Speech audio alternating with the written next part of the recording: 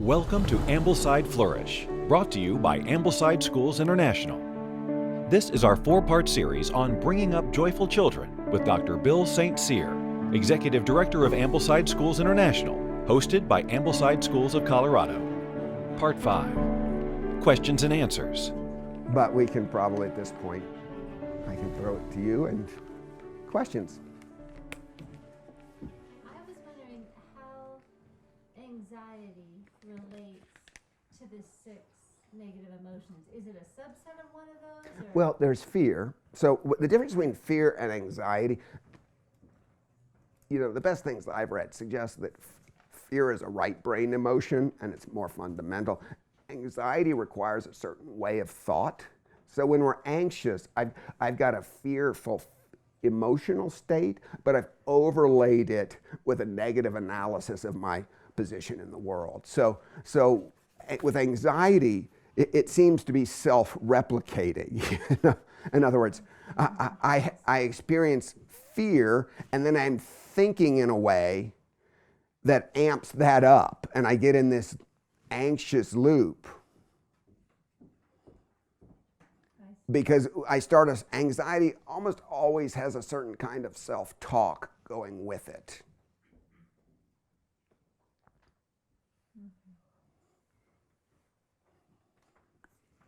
That increases it.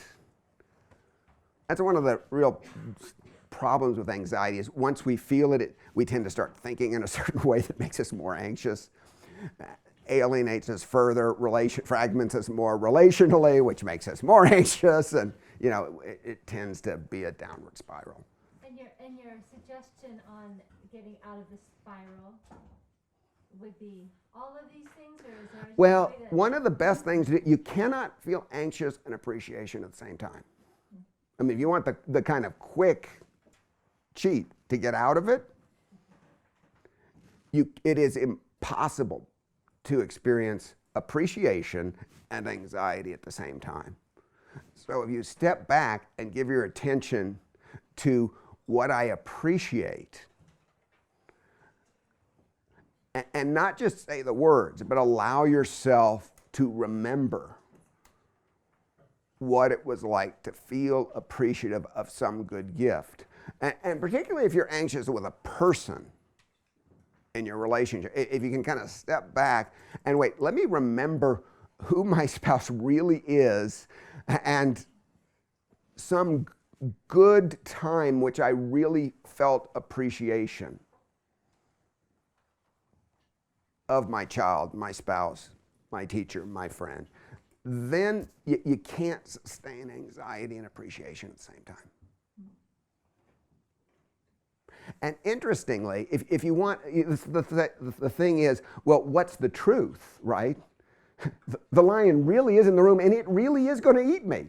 Well, actually, we're much more likely to get an accurate assessment of the truth of things if we're joyful in a joy-peace state such that our frontal lobes are working well than if we're anxious. Our anxiety at the end of the day never protects us because it clouds our frontal lobes so we don't think clearly. And there may really be something wrong, but I'm much more likely to be able to identify that clearly and see the way forward if I'm in a joy-peace state than if I'm in an anxious state. Does that make sense? Yeah, that's really good. Mm-hmm. Yes. I kind of have a question, and then I'm probably going to talk too much trying to explain what my question is. So, to grow the banana,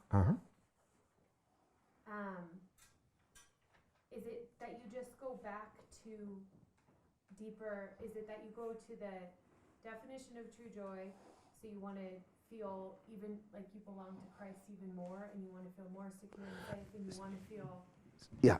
practically speaking, how do we grow our banana? Okay, so the thing is, it's very interesting when a newborn enters the world, the back of their brain, the lower limbic system, is fully functional. The banana is hardly formed at all. And the frontal lobes are just a mass of random neurons. I mean, and so the way the banana is shaped is completely relationally. I mean, it's primarily shaped by the quality of bonding with mom. And basically, a child's banana, in many ways, is replicating mom's banana. That's just how it works. And so, since we all have, grace to you moms, because I know you all have imperfect bananas, like all of us, right? So like all of us. But what it does mean is we can continue to go. But the only way our children's bananas can develop is by being in a bonded relationship with someone who's got a more mature banana than they do. We talk with our teachers about you must be the bigger brain. And the biggest brain of all is Jesus. And so one of the most fruitful things you can do in terms of this kind of development is learn to dialogue with him. Since when it comes to these kinds of issues, unless you've got some practice, most people aren't very good at it. One of the things I recommend is that you begin by journaling and journal like this, Dear Jesus, and then really tell him your story. I mean, really kind of everything that your crazy banana is saying, thinking, and doing. You know, tell him, write to him, and then after you've written to him, turn the page and go, Dear, and put your name. And then write what you think he'd say to you. And let him write back to you. And every once in a while, you'll write something and you'll say, boy, that's harsh. That doesn't sound like Jesus.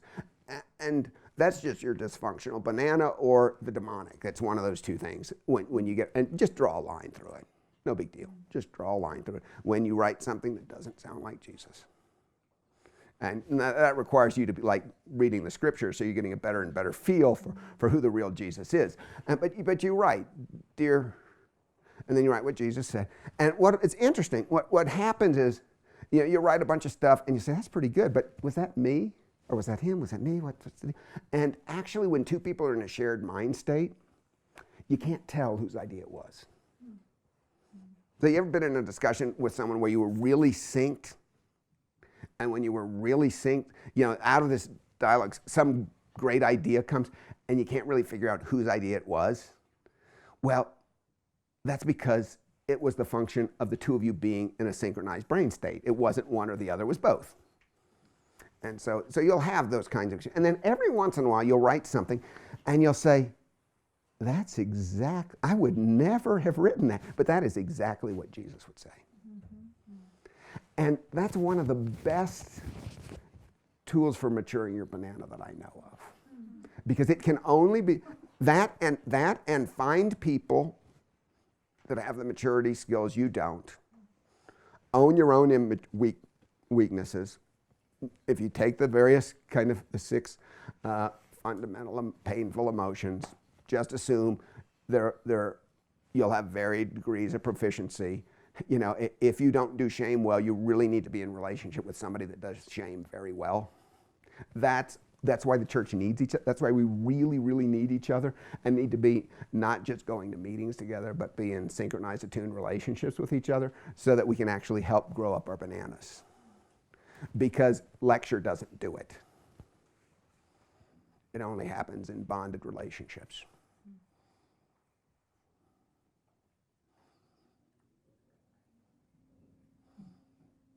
Those bonded relationships need to have a structure, or is it organic, just we're doing life together and something comes up and it's pretty organic, but it's organic, but there are certain steps to the dance. Like if we're working on looking each other in the eyes and smiling, if we're working on sharing our true hearts with each other, if we're working on sharing appreciation stories with each other, letting me know in a natural way what you really appreciate. And not just doing it on the side, but actually looking in my face and eye to eye, connected. Let me tell you what when this happened, I so appreciated the way you handled that. That was so kind. When my Labrador Retriever got outside, was running down the street, and you went chasing him and you brought him home, that was so kind. I really appreciate that you're the kind of person that would inconvenience yourself that way to go do that for me. You see, that's part of the dance. And when you're engaged in that kind of a dance, and you're doing life together, then the opportunities develop.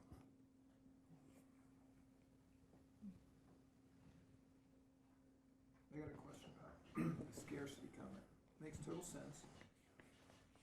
This probably will reflect my process that I'm going through and being a performance-oriented individual. My slanted view is one company's going to get the contract, one person's going to get that promotion. There is some reality of they only have 27 seats in this class at Harvard, and some of that, the balance of that, the health of it. I mean, I've seen in my life where when I've done that, it has worked well for me. I'm more mature, not backbiting, not backstabbing, etc. But what would you recommend for the next step in the reality of life with the perspective, very clear perspective of Scripture? So there's two reasons for being faithful, and basically two fundamental ways to live.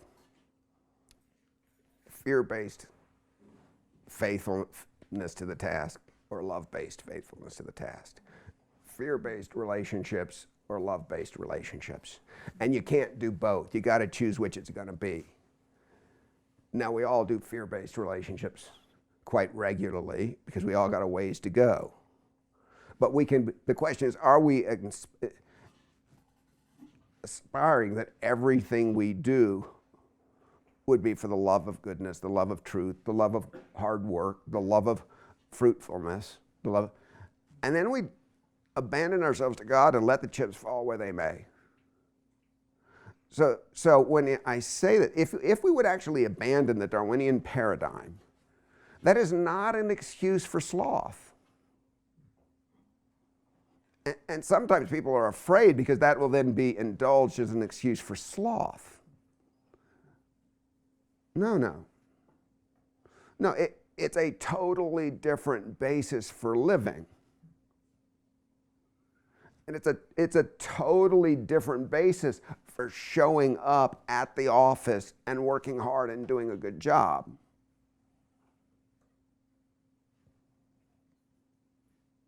It's not fear. And then, in God's providence, we let the chips fall where they may, trusting that He's bigger. And He knows what He's about.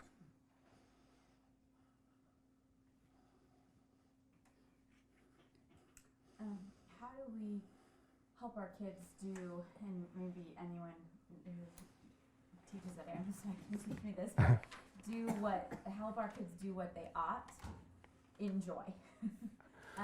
Instead of right. this grumbling obligation, or out of fear. Okay, so part of that, if the Darwinian myth is one of the great lies, the other is that fullness of life is found by doing what you want. I mean, that lie hits our children 100 times a day. And there are 1,000 ways in which we teach our children that that's important. Now, for instance, it's rather a mistake for mom to in the morning say, "What do you want for breakfast?"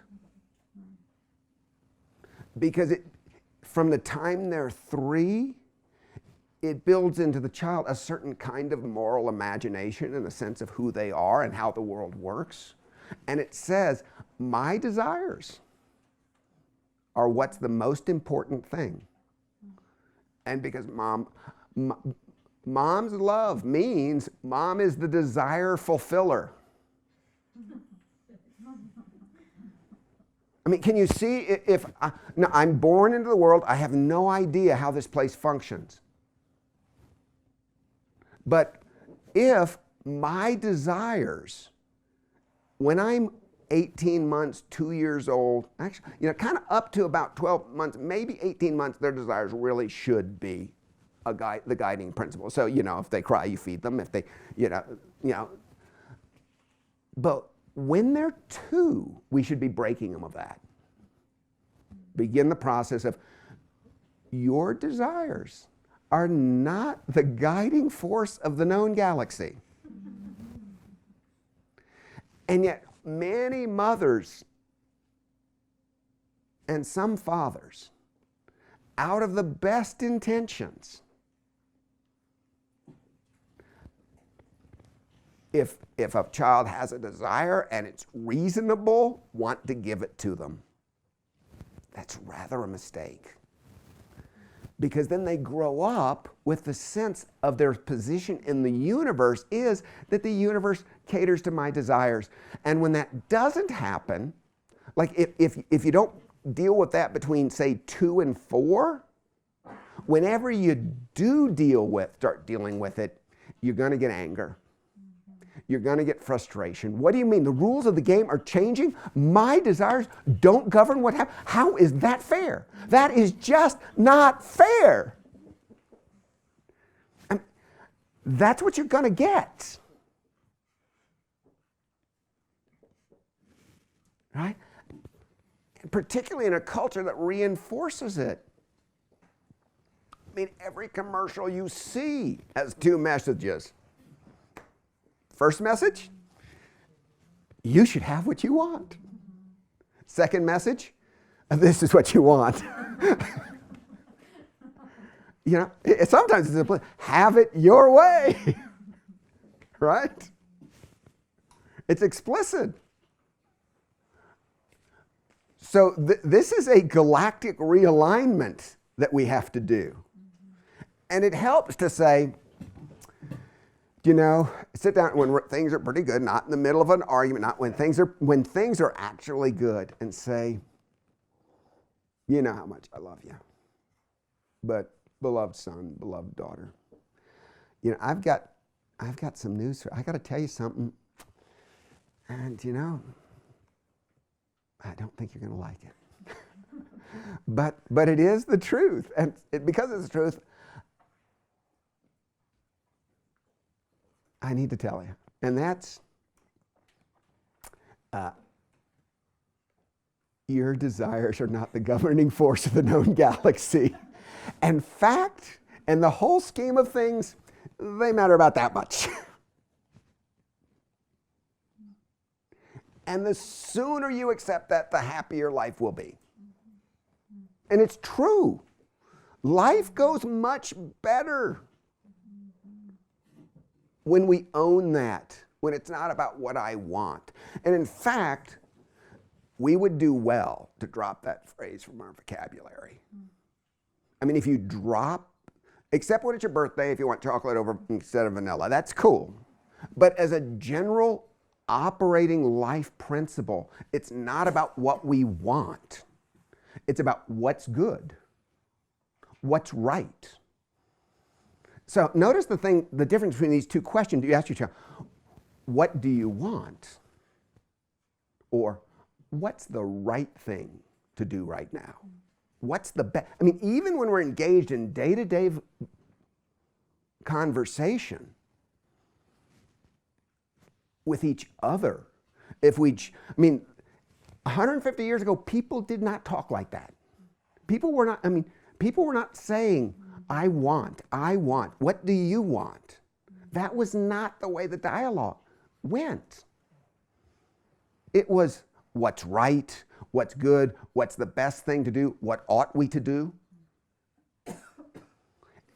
And if the dialogue of the home is what do we want, then the moral imagination is being shaped that way.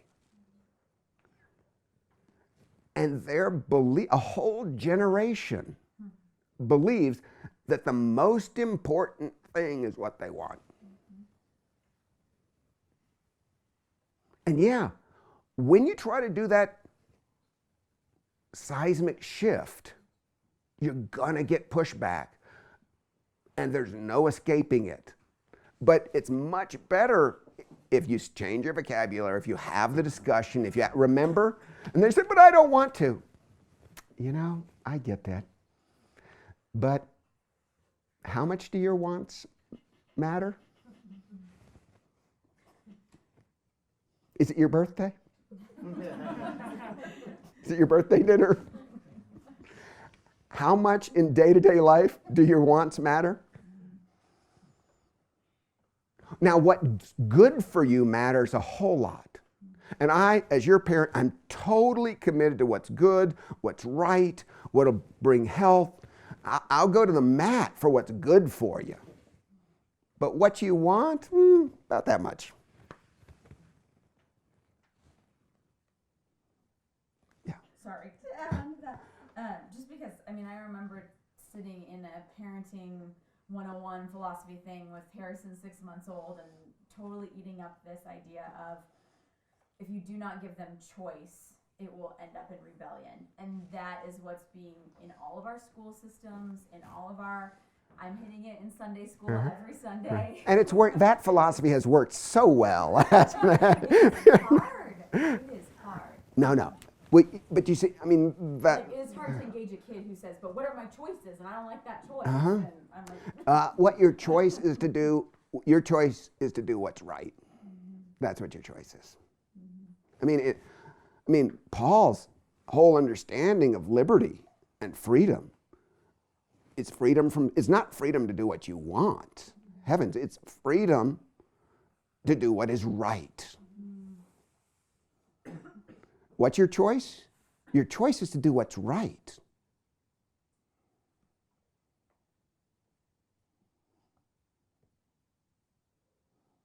Yeah. I'm sorry to ask another question too. Please. How would you define despair and how do you do it well? So, despair occurs when you lose a dream. When you lose what? A dream. Oh, okay. In other words, I have a dream that, you know, for us, you know, a dream for both of us was that we would have children. And so that we didn't have children is probably the most painful thing of our life. And so when you realize that you're not going to have children, and there's a feeling of despair, right? It's the death of a dream. And to be joyful in the midst of it is that it can be good to be me here with you even when I'm losing a dream. It's not happy, right? But it's good to be me here with you, and we don't have to relationally fragment because, I mean, when those kinds of losses of dreams, how many divorces occur? When you've got major losses of dreams and despair because we don't know how to stay good to be me here with you in the middle of it. You know, if this is the way life is going to go, I would want to be here with you and be here with Jesus and walk through it together. But if we don't do despair well, what happens is we isolate. And then we feel completely alone. And then the despair goes deeper and darker and deeper and darker because we're, not only have we lost the dream, but we're absolutely alone. Thank you. It seems like from what you said, to get better at like handling shame well, you need to be with someone who does shame well. Now, obviously, Christ is the one who we can learn from the best, but you're also talking about the melding of the body in that way. It seems to me like you have to know a lot of people really well to be able to say, like, yep, that person does You know what would well. you know what would help us a whole lot is you know, if you would choose like a segment of the population that probably does shame worse than anybody else, and we really need them to do it better than anybody else, it's pastors. Because, you know, if a pastor could actually share, this past week, shame is what you feel when you were less than your best self. Shame is what we're supposed to feel when we're less than our best self. But we, of course, when we're less than our best self, put on a mask, fake it, deny it. Oh, it's great, praise Jesus. You know, write a story that says we didn't, that tries to justify and explain why we really weren't our best self, that under those circumstances, that actually is our best self. And it's really all cool. You know, instead of, because we don't do the shame well, so we got to write a story that tries to cover it up. And we certainly can't let anybody else know that we weren't our best self, because, you know, heaven knows what would happen then. So if shame is we were less than our best self, and therefore that's what I feel. That's supposed to be, like, shame's supposed to be the warning light on the dashboard that goes off that says, you know, engine problem. It's the warning light that says, not your best self here, not your best self here.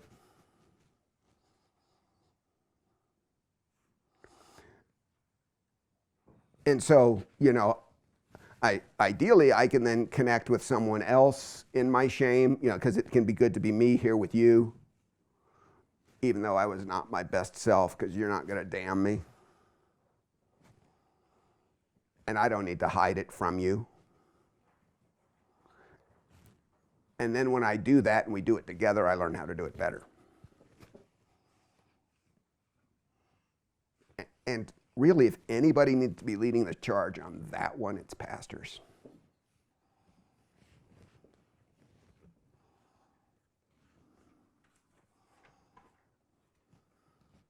So, sorry, can I follow up? Mm-hmm. So, if you're looking in the population of, like, how are you narrowing in on someone who says, Someone who can say, I can definitely tell they do that well. right, if they can publicly say, you know, I was not my best self yesterday. The way I treated my wife, I ought not to have done. If they can do that in front of other people and actually look peaceful, so they're not like, please love me anyway, you know, they're actually kind of peaceful. They're just peacefully real, and they're kind of sharing their pain at the fact that they were not their best. That's someone who probably does it pretty well. And so you're saying a pastor would exemplify that from the pulpit. That's right. Admitting their problems. Yeah. And still moving forward. And That's right. You can grow from that. That's right. You know, I am not the perfected one up in front. Or teachers. Right. I mean, we actually train our teachers. I mean, or parents. I mean, you know, one of our maxims is a good save. Everybody will drop the ball sometimes when it comes to dealing with children. A good save gets you more points than never having dropped the ball. I mean, what happens if you were less than your best self with your students or with your children, and you, as soon as you come back to your right mind, you know, frontal lobes turn back on, joy centers banana starts working again. You know, as soon as you're back to your right mind, and you go and you say, dear beloved son, dear beloved daughter, I was not my best self, and you really shouldn't be treated that way. Would you forgive me? I mean, does that increase or decrease your credibility with your students or your children? And you're teaching them a whole lot of skills when you do that. Ambleside Schools International fosters an educational renewal based upon the pedagogical insights of British educator Charlotte Mason. Serving an international community of parents, teachers, and schools, Ambleside makes a living education accessible to all. A living education empowers students to live lives rich in relationship to God, self, others, ideas, work, and creation. For additional information regarding Ambleside Schools International and training opportunities for principals, teachers, and parents, please visit our website at amblesideschools.com.